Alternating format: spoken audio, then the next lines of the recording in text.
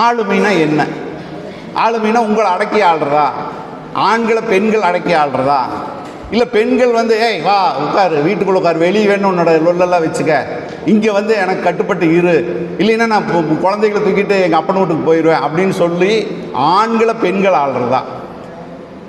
ஆளுமைனா என்ன அப்படின்னு ஒரு கேள்வி இருக்குது. நீங்கள் கூகுளில் சர்ச் பண்ணால் எல்லாமே கிடச்சிருது. 1008 கன்றாவி வர்றதுக்குள்ளே நல்ல விஷயங்கள் இதில் வருது. ஆளுமைனா என்ன? நம்மளை ஆக்கிரமிக்கிற ஒரு விஷயம் ஆளுமை பண்பு உள்ளதாக இருக்குது. இன்றைக்கி ஆளுமை அப்படின்னு பார்த்தா, எழுத்தாளுமை அப்படின்னு பார்த்தா, வாசித்தா நம்ம எழுத்து ஆளுமையாக மாறலாம். இதுதான் ஒரு வரலாறு. நம்மளை ஆக்கிரமித்து வச்சுருக்கிற ஒரு விஷயம் இன்றைக்கி எது அப்படின்னு சொல்லுங்க பார்க்கலாம். இன்றைக்கி நம்ம கைக்குள்ளே எல்லாமே ஆக்கிரமித்து வச்சுருக்கு. அதை விட்டால் நம்மளால் வாழவே முடியாது அப்படிங்கிற அளவுக்கு போயிருக்கிறது எந்த ஒரு விஷயம்? Smart phone.